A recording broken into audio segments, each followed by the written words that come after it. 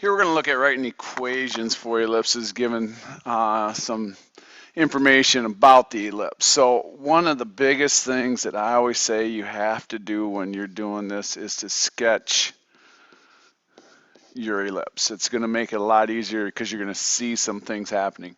Yes, I know that my center is at -4, 1, and I probably can jump into a couple things with a lot of situations. But if we visually can see what's going on, it's going to make things a little easier for us. So I'm always going to draw in my coordinate plane. I'm going to go out here to -4, 1, and put my center. Okay, and that's usually the first thing that I'm going to find when I start looking at writing the equation for an ellipse. The other thing I'll usually do is put down my quantity squared plus my quantity squared equal to 1. Okay, and then I'm going to always have my x first and my y second. Okay, when we get to hyperbolas, it might be different. But now I can truly come in and put my center because my x coordinate was -4, so we change signs again because it's x minus -4. And then y minus 1. Okay, so if they don't give you the center, which we'll see in the next example, sometimes you'll have to find it, but that's the first thing we want to start with, is to get my center. Okay. Now, they talk about your semi-major axis. Now remember, that's half your major axis. Okay, so what I know in this case is that my major is actually 18 units long. But again, this is my distance from my vertex to the center now. Okay, so vertical means up and down. And so my semi-major is going to be 9 units. So it's 9 units up and 9 units down. Since that's in the y direction, that goes with my y.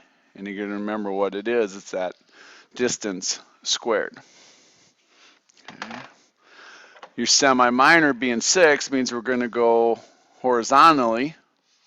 So right 6 and left 6, which again now is in the x direction, so that's going to be the idea of taking that distance squared, and there's my equation for that ellipse. All right, second example. This time semi-major axis has a length that's 2 square roots of 13, and your foci are at -1, 1, and -1, -5. So again, I'm going to start out with a sketch. Okay, my foci are at -1, 1, okay, and at -1, -5. Now, remember, foci are going to be on your major axis. Okay, so that's going to help us in that we know that that distance is going to help me find the y change. Okay, I'm going to start out by setting up this piece again. My x quantity squared, my y quantity squared, all equal to 1. Now remember, we're going to have to find the center first. So your center, in this case, we're going to find the midpoint of your foci. Okay. Sometimes it may be that we find the midpoint of our vertices. Okay. With the circle, we had to find the midpoint of the two endpoints on the diameter. Midpoint again. Average of your x's is your x coordinate. Average of your y's is your y coordinate. Okay. So obviously my center is going to have an x coordinate of -1 because every point on that vertical line has the x coordinate of -1, and now all I need to do is find the average of my y. So 1 plus -5, -4, divided by 2. And so now I have my center. So it becomes x, again, plus 1, y plus 2. Okay.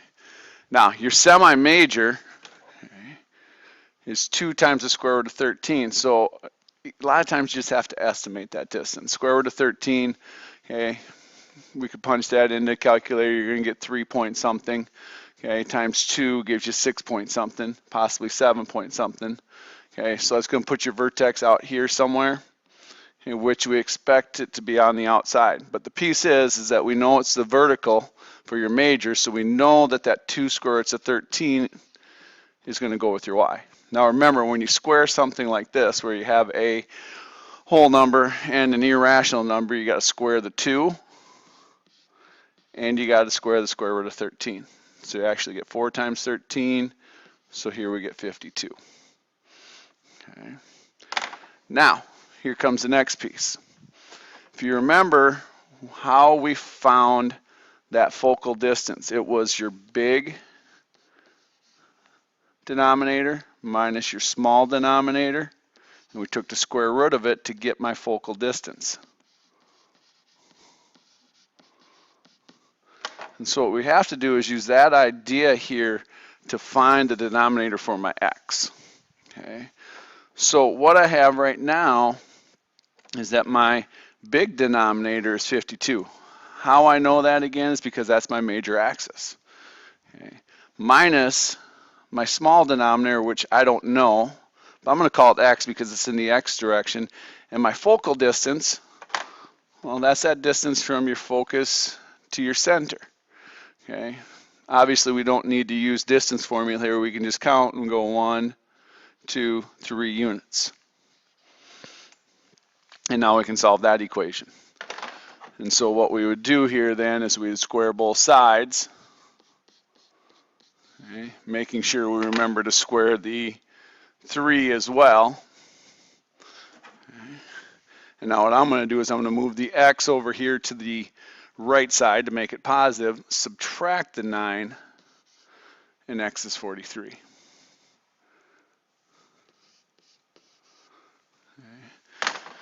And so if I went back and rechecked that, 52 minus 43 is 9. Okay, square root of 9 is that distance for 3. So there would be my equation.